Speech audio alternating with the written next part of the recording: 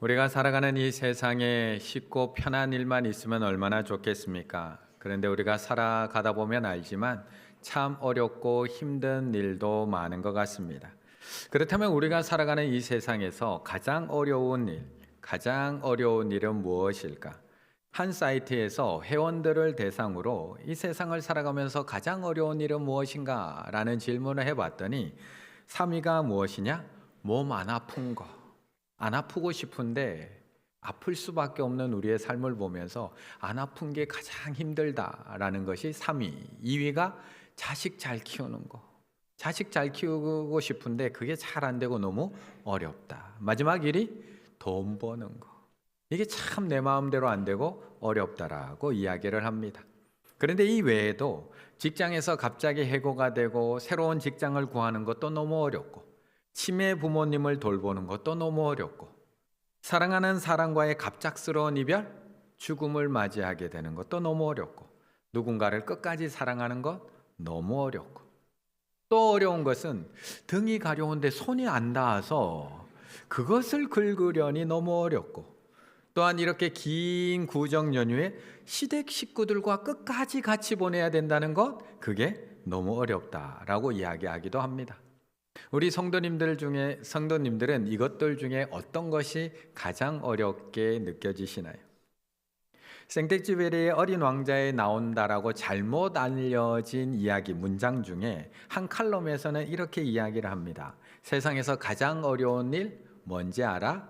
글쎄요. 돈 버는 일, 밥 먹는 일. 세상에서 가장 어려운 일은 사람이 사람의 마음을 얻는 일이란다. 사람이 사람의 마음을 얻는 일. 각각 얼굴만큼 다양한 각양각색의 마음을 순간에도 수만 가지의 생각이 떠오르는데 그 바람과 같은 마음을 나한테 머물게 한다는 것 정말 어려운 거란다. 그래서 내가 좋아하는 사람이 나를 좋아해 주는 것은 정말 기적과 같은 일이란다. 옆에 분과 한 번 더 인사 나누실까요? 당신은 나의 기적입니다. 당신은 나의 기적입니다. 내가 좋아하는 사람이 날 좋아해 줄 수 있는 거 기적입니다. 어린 왕자에 나오는 글귀는 아니지만 참 좋은 글귀라는 생각이 듭니다. 세상에서 가장 어려운 일은 사람의 마음을 얻는 일. 내가 좋아하는 사람이 나를 좋아해 주는 것은 기적과 같은 일.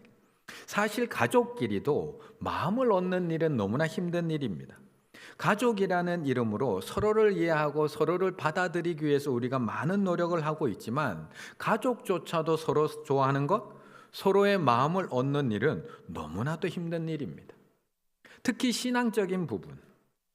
신앙적인 부분에 있어서 생각이 다르고 믿음이 다를 때 우리가 그 마음을 열고 그 마음을 얻는 것은 너무나 힘들고 어렵습니다. 정말 결혼 전에는 신앙으로 서로 안 맞는 것이 이렇게 힘든 건지를 잘 모릅니다. 서로 좋아하고 사랑하면 얼마든지 이해해주고 얼마든지 양보해주고 얼마든지 따라와 줄 알았습니다.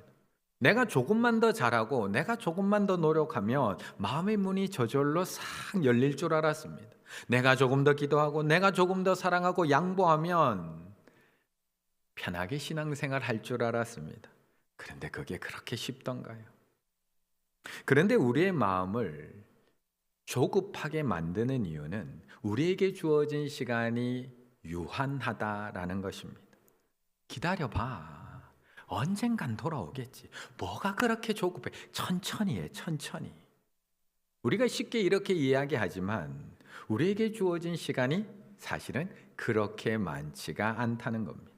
기회가 앞으로 계속해서 있을 것 같지만 그렇지 않기 때문에 우리는 올해 구정도 마냥 편안한 마음으로 그냥 흘려보내기는 너무나 힘들다는 것입니다. 16절의 말씀을 같이 한번 읽어보겠습니다. 16절입니다. 들어간 것들은 모든 것에 암수라. 하나님이 그에게 명령하신 대로 들어가매 여호와께서 그를 들여보내고 문을 닫으시니라. 아멘. 내가 내 손으로 만든 것을 내가 직접 부순다는 것은 참 쉽지 않은 일입니다. 내가 만든 집을 내 손으로 부순다는 것, 내가 직접 일군 농가 밭을 내 손으로 다시 뒤집어 엎는다는 것, 내가 직접 키운 닭과 돼지를 다 내 손으로 매몰해야 된다는 것은 농장주에게 있어서 너무나 가슴 아프고 너무나 힘든 일입니다. 하물며 우리를 창조하신 우리 하나님의 마음은 어땠을까요? 하나님은 참고 또 참지 않으셨을까요? 기다릴 만큼, 아니요, 그 이상으로 우리를 기다리지 않았을까? 사실 지금도 마찬가지 아닌가요? 지금도 이렇게 범죄하고 타락하고 서로 못 죽여서 안달이 나서 살아가는 우리를 보며 오늘도 참아주고 계시는데, 노아 당시에는 하나님께서 얼마나 더 참고 또 참으셨을까? 창세기 6장 5절과 11절에 보면 이렇게 얘기합니다. 여호와께서 사람의 죄악이 세상에 가득한과 그의 마음으로 생각하는 모든 계획이 생각조차 항상 악할 뿐을 보시고, 그때에 온 땅이 하나님 앞에 부패하여 포악함이 땅에 가득한지라. 이 정도로 부패해 있고 포악함이 땅에 가득하면 그럼 어떻게 해야 하는 걸까요? 어떻게 하시겠습니까? 몇 달 전에 저희 어머니 댁에 냉장고가 고장이 났습니다. 20년도 넘게 써온 냉장고니 그럴만도 한 것 같습니다. 하지만 워낙 아끼시면서 살아오신 우리 어머니들 다들 아시잖아요. 어떻게 하면 고쳐 쓰고 싶어서, 어떻게 하면 조금 더 쓰고 싶어서 이리저리 방법을 찾아봅니다. 냉기 빠져나갈까 봐 냉장고 문 잘 열지도 않습니다. 잘 붙지 않으니까 스카치 테이프 붙였다가 뗐다가 열어지지 않도록 열심히 애를 씁니다. 어떻게든 고쳐 쓰려고 버텨봅니다. 그래서 와서 보는 서비스 직원들마다 하는 말, 어머니 고쳐 쓰는 것보다 새로 사는 게 나아요. 어머니 안 고쳐드리고 싶은 게 아니라 이제 부품이 없어요, 부품이. 그래서 결국 몇 달 전에 새 냉장고로 바꿀 수밖에 없었습니다. 물론 우리 하나님께서 이렇게 능력 없으신 분 아닙니다. 서비스 센터 직원처럼 부품이 없으면 못 고치시는 분 아닙니다. 하지만 온 땅이 하나님 앞에서 부패하고 포악함이 온 땅에 가득한 것을 보시고 하나님께서는 새로운 시작을 준비하십니다. 새로운 시작. 물론 많은 사람들은 이 부분, 이 말씀을 읽으면서 하나님의 심판을 먼저 봅니다. 포악함으로 가득한 이 땅을 심판하시는 하나님이 먼저 눈에 들어옵니다. 그런데 오늘 본문을 가만히 읽고 묵상해 보시면 알겠지만 하나님의 목적은 심판이 아니라 새로운 시작입니다. 만약 하나님의 목적이 단순한 심판이었다면, 폐악한 인간들을 이 땅에서 싹 쓸어버리는 것이 목적이었다면 굳이 번거롭게 방주를 준비시킬 필요가 있을까요? 굳이 100년이라는 이 기간 동안 노아로 하여금 그 높은 곳에다가 방주를 지으라고 할 필요가 있을까요? 모든 짐승과 새들을 다 모아서 굳이 그렇게 어렵게 방주에 다 드릴 필요가 있을까? 그들이 비가 오는 내내 그 안에서 먹고 마실 양식을 노아로 하여금 미리 준비시킬 필요가 왜 있나요? 쓸어버리실 거면. 그런데 하나님의 목적은 새로운 창조, 새로운 시작에 있었기에 오늘 본문에서 이렇게 말씀하고 있는 겁니다. 14절, 그들과 모든 들짐승이 그 종류대로, 모든 가축이 그 종류대로, 땅에 기는 모든 것들이 그 종류대로, 모든 새가 그 종류대로. 어디서 많이 들은 단어가 계속 종류대로 반복이 됩니다. 그런데 하나님이 이 땅을 창조하실 때 창세기 1장 25절, 하나님이 이 땅의 짐승을 그 종류대로, 가축을 그 종류대로, 땅에 기는 모든 것을 그 종류대로 만드시니 하나님이 보시기에 좋았더라. 하나님이 천지 창조할 때와 똑같이 그 종류대로 새롭게 창조 시작을 하고 계시다는 겁니다. 그대로 놔두면 스스로 자멸할 수밖에 없는 이들을 참아 버릴 수 없었던 주님께서는 그들을 구원하기 위해서 한 사건을 예배하고 한 사람을 부르십니다. 그 사람이 바로 노아였습니다. 엄밀히 따지면 이 노아의 홍수 사건은 심판이 아니라 구원의 사건입니다. 우리도 구제역이나 조류 독감과 같은 가축 전염병이 돌기 시작하면 일단 이동을 통제합니다. 왜요? 퍼지지 않게 하기 위해서, 살리기 위해서 동물을 살처분하고 묻거나 불로 태웁니다. 이때 병든 짐승을 살처분하는 것은 무서운 전염병에서 나머지 생명을 보호하여 그것을 살리고자 하는 것이 목적이지 심판하는 것이 목적이 아니라는 겁니다. 노아의 홍수도 그 목적이 심판이 아니라 구원이었다는 겁니다.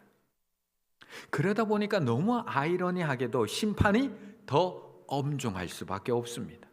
구원의 역사를 이루어가기 위해서 내 마음은 아프지만 부패한 부분을 남겨둘 수가 없습니다. 부패한 부분이 다른 것을 썩게 할 수가 없습니다. 포악함이 가득한 땅을 그냥 못 버려둔 채, 못 본 채 그냥 내버려 둘 수가 없습니다. 안타까운 마음에 그냥 방주의 문을 계속 열어둘 수가 없습니다. 그래서 하나님께서는 명하신 대로 모든 암수가 둘씩 방주에 들어가자마자 하나님께서는 친히 방주의 문을 닫으십니다. 그것이 16절, 여호와께서 그를 들여보내고 문을 닫으시니라. 누가 닫았다고요? 여호와께서. 처음에 비가 내리기 시작할 때 사람들 크게 놀라지 않았습니다. 올해는 비가 조금 많이 오나 보다, 올해는 장마가 좀 기나 보다 라고 생각했을지도 모르겠습니다. 하지만 비가 점점 더 많이 내리기 시작합니다. 점점 더 많이 내리던 비가 이제는 억수같이, 우리 교회 목사님 이름처럼 억수처럼 내리기 시작합니다. 우리 이억수 목사님의 그 이름처럼. 그러자 사람들이 조금 놀라기 시작을 합니다. 두려워지기 시작을 합니다. 그리고 11절, 그냥 폭우가 아니라 큰 기품의 샘들이 땅에서부터 터져 나오기 시작합니다. 하늘의 창문이 열린 것처럼 하늘에서 물이 쏟아져 내리기 시작합니다. 그랬더니 사람들이 두려워 떨면서 어디론가 달려가기 시작합니다. 저지대가 다 잠기기 시작했습니다. 언덕위도 다 잠겼습니다. 높은 곳에 지었던 집들도 다 잠기기 시작합니다. 사람들은 두려움에 계속해서 달려갑니다. 어디까지 달려갔을까요? 어디까지 달려갔을까요? 방주까지 달려가지 않았을까요? 그런데 달려온 사람들 중에 노아와 친한 사람은 없었을까요?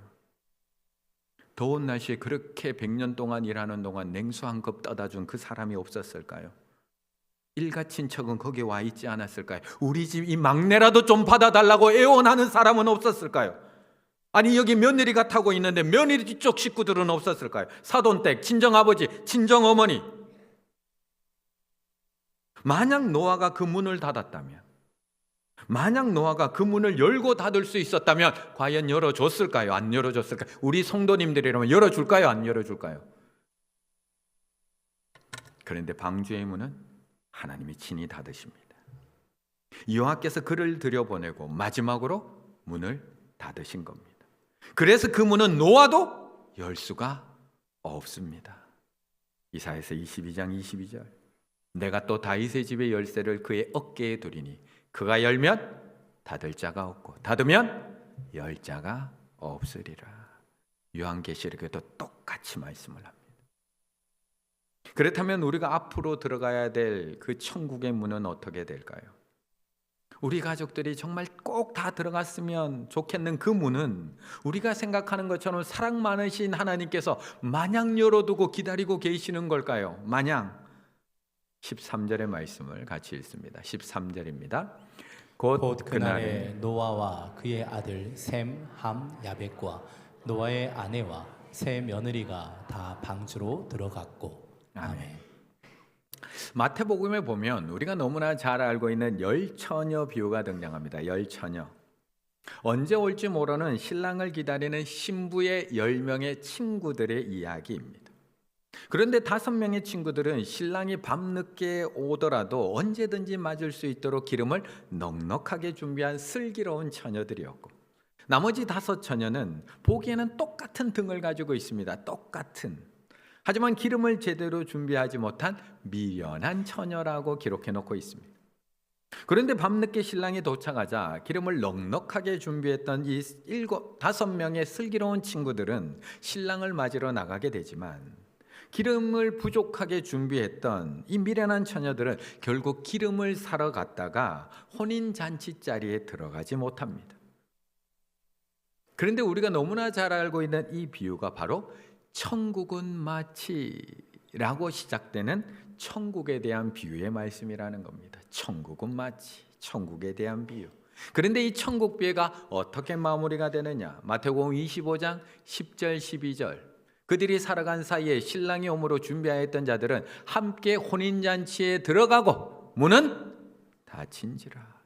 그의 남은 처녀들 신부의 5 친구들이 와서 이르되 주여 주여 우리에게 문을 열어 주소서. 대답하여 이르되 진실로 너희에게 이르노니 내가 너희를 알지 못하노라. 문은 열리지 않습니다.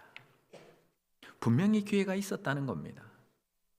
신랑이 반드시 온다는 것을 믿고 얼마든지 준비할 기회와 시간이 있었다는 겁니다.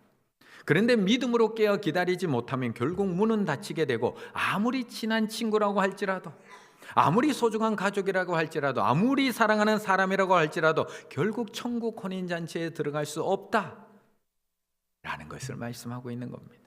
그래서 오늘 본문에서는 우리에게 계속해서 반복해서 알려주는 단어가 하나가 반복이 됩니다. 13절부터 16절까지. 곧 그날에 노아와 그의 아들 셈, 함, 야벳과 노아의 아내와 세 며느리가 다 방주로 들어갔고 그들과 종류대로 15절 방주에 들어갔으니 16절 들어간 것들은 들어가매 여호와께서 그를 들여보내고 문을 닫으시니라. 다 방주로 들어갔고 방주로 들어갔으니 들어간 것들을 들어가매 들어보내고 문을 닫으시니라. 구원의 조건은 단 하나밖에 없습니다. 들어갔느냐 들어가지 않았느냐. 하나님의 경고의 말씀을 믿고 방주에 들어갔느냐 들어가지 않았느냐. 하나님께서 오실 것을 믿고 깨어 기다림으로 혼인잔치에 들어갔느냐 들어가지 않았느냐. 구원의 조건은 딱 하나입니다. 다른 조건이 없습니다. 이 사람이 깨끗하냐 더러우냐, 이 사람이 정직하냐 거짓말쟁이냐, 온유하냐 사납냐 부정적이냐 긍정적이냐, 다정하냐 무뚝뚝하냐, 친절하냐 불친하냐, 정결하냐 부정하냐, 아무 상관이 없습니다. 딱 하나의 조건. 믿고 방주에 들어갔느냐 들어가지 않았느냐. 구원의 조건은 하나밖에 없습니다. 아니, 이렇게 얘기 듣고 있으면 우리가 생각할 때 기왕 하나님이 이 땅을 심판하시고 새롭게 시작하실 거라면, 새롭게 시작하는 것이 목적이라면 깨끗한 것만 들여보내야 되는 것 아닌가요? 기왕 땅의 모든 것들을 다 싹 쓸어버리고 완벽하게 새롭게 시작할 거면 정결한 것들, 좋은 것들, 구별된 것들만 들여보내서 이 땅을 깨끗하게 시작하는 게 맞지 않나요? 근데 너무 재미있게도 7절부터 9절을 읽어보시면 정결한 짐승과 부정한 짐승과 새와 땅에 기는 모든 것, 정결한 짐승과 부정한 짐승과 새와 땅에 기는 모든 것, 부정한 것들로 다 싫습니다. 짐승만 그랬을까요? 짐승만 정결하고 부정한 것 가리지 않고 다 암소 한 쌍씩 다 방주에 들어가게 하신 걸까요? 가만히 한번 생각해 보세요. 노아는 분명 하나님 앞에 6장 9절에 보면 이 사람은 의인이요 당대의 완전한 자라고 하나님께서 말씀하셨습니다. 그는 의인이요 당대의 완전한 자입니다. 하지만 홍수가 끝난 후에 포도주를 마시고 취한 노아의 모습은 어땠는지 우리는 너무나 잘 알고 있습니다. 그리고 그 모습을 지켜본 아들 셈, 함, 야벳, 그 세 아들은 어땠나요? 그의 세 며느리들은 어땠을까요? 정말 그들도 정결하고 거룩하고 완전하고 하나님과 동행하는 자들이라서, 그런 자녀들이라서 하나님께서 방주에 들여보내신 걸까요? 아니요, 그 모습이 어떠하든지 상관이 없습니다. 조금 무뚝뚝한 시아버님 상관없습니다. 조금 차갑고 쌀쌀한 시어머님 괜찮습니다. 가끔 버럭버럭 화내는 우리 아버지 상관없습니다. 매일 남편에게 바가지 긁고 자녀들에게 잔소하는 어머니, 조금 못난 자녀들, 조금 잘난 자녀들, 저처럼 말 지지리로 안 듣는 그런 아들들, 말 안 해도 척척 알아서 하는 예쁜 딸들, 아무 상관이 없습니다. 아버지의 부끄러움을 조용히 덮어주던 셈과 야벳과 같은 그런 착한 아들도 상관없습니다. 아버지의 부끄러움을 보고 온데 다니면서 떠들고 다녔던 함과 같은 그런 못난 아들도 상관없습니다. 들어가기만 하면. 그래서 신약에 와서 예수님이 이렇게 말씀하는 겁니다. 내가 문이니 누구든지 나로 말미암아 들어가면, 누구든지 나로 말미암아 들어가면 구원을 받고 또 들어가며 나오며 꼴을 얻으리라. 들어가면 됩니다. 누구든지 문 대신 예수 그리스도만 믿고 들어가면 됩니다. 하나님이 구원의 방주의 문을 닫으시기 전에, 그 전에 들어가기만 하면 살 수가 있다는 것입니다. 그런데 왜 이렇게 안 들어가는 걸까요? 왜 이렇게 가장 가까운 가족들, 가장 사랑하는 가족들, 정말 그 문으로 나하고 같이 조금 들어가서 같이 구원의 방주를 탔으면 좋겠는 그 가족들, 왜 이렇게 구원하는 것이 왜 이렇게 어려운 것일까요? 23절의 말씀을 같이 한번 읽어보겠습니다. 23절입니다. 지면의 모든 생물을 쓸어버리시니 곧 사람과 가축과 기는 것과 공중의 새 가지라. 그들은 땅에서 쓸어버림을 당하였으되 오직 노아와 그와 함께 방주에 있는 자들만 남았더라. 아멘. 저희 어머니도 평생 남편 구원시키고 시아버지, 시어머니 예수님 믿게 한다고 평생 바치신 분이라 그 옆에서 지켜보며 자라온 저도 이게 얼마나 어려운 일인지를 너무나 잘 알고 있습니다. 처음에 결혼할 때까지만 해도 자신감 넘칩니다. 하나님이 나를 이 가정에 선교사로 보내셨으니 나만 믿음 흔들리지 않고 섬기면 하나님께서 언젠가는 분명히 이루어 주실 거라는 믿음을 가지고 결혼을 합니다. 하지만 한 해, 두 해, 시간이 지나다 보면 누군가의 마음을 얻는 일, 누군가의 마음에 예수 그리스도를 모시게 하는 일이 얼마나 힘들고 어려운 일이라는 것을 우리는 금방 알게 됩니다. 그런데 성경에 보면 이런 안타까운 이야기가 등장하고 있는 것을 볼 수가 있습니다. 하나님께서 이 노아 홍수 전에 부분적인 심판, 부분적인 재앙을 선포하시고 경고하신 적이 있습니다. 바로 소돔과 고모라에 대한 경고입니다. 타락한 소돔 성을 멸하기로 작정하신 하나님께서는 천사 둘을 보내서 롯과 그의 가족들을 구원코자 하십니다. 그래서 롯에게 너에게 속한 자들을 다 성 밖으로 이끌어내라고 경고하십니다. 그런데 가족들이 롯의 말대로 그대로 잘 따르던가요? 아니던가요? 창세기 19장 14절. 롯이 나가서 그 딸들과 결혼할 사위에게 말하여 이르기를 여호와께서 이 성을 멸하실 터이니 너희는 일어나 이곳에서 떠나라 하되 그의 사위들은 농담으로 여겼더라. 26절. 롯의 아내는 뒤를 돌아보았으므로 소금 기둥이 되었더라. 도대체 왜 이런 결과가 나온 걸까요?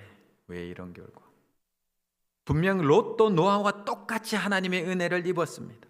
노아와 똑같이 하나님의 경고의 말씀을 직접 들었습니다. 그리고 노아와 똑같이 자신의 아내와 자식들에게 가서 똑같이 전했습니다. 그런데 왜 이 둘은 차이가 나는 걸까요? 노아가 롯보다 더 엄격했던 아버지였을까요? 군인 출신의 아버지였을까요? 야, 빨리 타. 동작 그만. 일어나. 빨리 들어가. 이 동작 봐라. 군인 아버지였을까요? 아내와 3명의 아들들, 며느리를 억지로 끌어다가 방주에 태운 걸까요? 아니면 우리들처럼 올 때마다 세뱃돈 두둑하게 준비해서 자식이 찾아오도록 만들고 있는 걸까요? 그런데 우리가 한번 잘 짚어보면 소돔 성 안에 살고 있던 롯의 삶이 어떠했을까요? 소돔 성 안에 살고 있는 롯의 삶은 어떠했을까요? 천사 둘이 소돔 성에 찾아왔을 때 소돔 성문에 앉아있던 롯의 삶, 소돔 성의 지도자로 살아가고 있던 롯의 삶은 어떠했을까요? 그래도 아브라함의 조카인데 지금까지 아브라함이 어떻게 하나님을 섬겼는지를 보고 배운 것이 있는데 롯의 삶은 어땠을까요? 동성애가 빈번하게 일어나고 있는 소돔성의 지도자의 자리에 앉아있는 롯의 삶은 어땠을까요? 자신의 집에 쳐들어온 무리들에게 자신의 2 딸을 내어주겠다고 돌아가라고 이야기했던 아버지 롯의 삶은 도대체 어떠했기에 그의 말에 사위들은 농담으로 여겼던 것일까요? 그런데 부패하고 포악함이 가득한 이 땅에 살아가고 있는 노아의 삶은 어땠을까요? 소돔보다 더 죄악이 가득한 세상입니다. 생각하는 모든 계획이 항상 악할 정도로 이 세상이 타락한 세상에서 살고 있던 노아의 삶. 그런데 1절에서 그 노아의 삶을 하나님이 이렇게 얘기합니다. 내가 내 앞에서 의로움을 내가 보았음이니라. 히브리서 11장 17절에서는 더 명확하게 이야기합니다. 어떻게 구원을 했는지. 믿음으로 노아는 아직 보이지 않는 일에 경고하심을 받아 경외함으로 방주를 준비하여, 그냥 준비하지 않았습니다. 경외함으로 방주를 준비하여 그 집을 구원하였으니. 명확하게 말씀하고 있는 겁니다. 우리였다면 이 방주를 짓는 동안 요 입술이 가만히 있었을까요? 요 방주를 짓는 동안. 지금도 가만히 안 있는데요. 지금도 정 구우면서 요 입이 가만히 안 있는데요. 형님보다 2시간 일찍 와서 정 굽는다고 내가 얼마나 요 입이 지금 움직이고 있는데요. 지금 4시간 5시간 운전하고 갔다고 얼마나 남편들이 요 입이 가만히 있지 않는데요. 내가 이번 명절에 설거지를 얼마나 많이 했냐고 내가 얼마나 지금도 가만히 안 있는데요. 우리였다면 하늘에서 비 한 방울 내리지 않는 이 날씨에 방주를 만들라고 하신 하나님의 말씀에 정말 경외함으로 순종하실 수 있나요? 한두 해가 아닙니다. 무려 100년의 시간을 나무를 자르고 역청을 바르고 기둥을 세우고 칸막이를 만들면서 정말 가족들 앞에서 불평 한마디 없이 하나님을 믿고 경외함으로 방주를 만드실 수 있으신가요? 도대체 그의 가족들은 노아에게서 무엇을 보았기에 함께 방주에 타고 들어가고 있는 것일까? 무신론자였다가 뒤에 회심을 해서 그리스도인이 된 C.S. 루이스라고 하는 케임브리지 교수이자 신학자가 있습니다. C.S. 루이스. 그분이 쓴 책을 많이 아마 읽으신 분도 있을 것 같습니다. 이 C.S. 루이스에게는 3살 많은 형이 한 명이 있었습니다. 3살 많은 형. 워런 해밀턴 루이스라고 하는 3살 많은 형이 있었는데 어렸을 때부터 너무나 사이가 좋게 자란 우애가 좋은 그런 형제였습니다. 어느 정도로 우애가 좋았냐 하면 이 C.S. 루이스의 글에 보면 나의 가장 소중하고 가장 가까운 친구라고 표현할 정도로 이 형을 사랑했습니다. 이 형은 원래 군인이었는데 얼마나 둘이 사이가 좋았는지 2차 세계대전 이후에 예편을 한 이후에도 동생의 비서의 일을 합니다. 그리고 평생 동생 옆에서 돕고 마지막까지 함께 그 인생을 함께 걸어갑니다. 그러니 C.S. 루이스가 자신이 만난 이 예수님을 얼마나 소개하고 싶고 얼마나 만나게 하고 싶었을까. 그래서 그는 형에게 복음을 전하고 싶었지만 형은 별로 관심이 없었습니다. 오히려 거부감을 나타내기도 했습니다. 특히 술을 좋아했던 형이기 때문에 복음을 전하는 것이 너무나 힘들었습니다. 하지만 C.S. 루이스는 그에게 강요하기보다는 하나님 앞에 기도하며 인내하기 시작을 합니다. 그리고 자신의 작품과 자신의 글과 편지를 통해서 간접적으로 계속해서 복음을 전하게 됩니다. 그러자 시간이 조금 많이 걸렸지만 형은 서서히 변해갑니다. 결국 형은 1931년 5월 동생과 함께 예수 그리스도를 마음에 모시고 그리스도인이 됩니다. 그리고 이후에 C.S. 루이스가 이 가족 전도에 대해서 글을 몇 개 남기는데 그 하나 글이 이런 글입니다. 가족은 우리를 가장 가까이에서 보고 판단하기 때문에 우리의 신앙이 진짜인지 아닌지를 가장 빨리 알아챕니다. 속이실 수 있나요? 말만으로 가족 설득할 수 없습니다. 그들은 우리의 삶 속에서, 그들은 그리스도인 된 우리의 삶 속에서 하나님을 보고 싶어 합니다. 롯의 아내와 사이들은 무엇을 보고 롯의 말을 농담으로 여겼을까요? 그런데 노아의 아내와 자녀들은 도대체 무엇을 보고 100년이 넘도록 마른 하늘에서 방주를 지어온 사람들은 다 미친 사람이라고 이야기하는 아버지의 말을 믿고 그 방주에 함께 들어가게 된 것일까? 하나님을 믿는 우리는 우리에게 주신 이 말씀을 통해서 하나님을 봅니다. 그런데 저들은, 성경을 알지 못하는 저들은 무엇을 통해 하나님을 볼 수 있을까요? 우리를 통해 하나님을 볼 수 있습니다. 이번 구정, 가족들도 하나님을 보고 싶어 합니다. 단지 우리의 삶 속에 계시는 하나님을 보고 싶어 합니다. 너무나 힘들고 어려운 일이라는 것 저도 잘 알고 있습니다. 저도 다 지켜본 일입니다.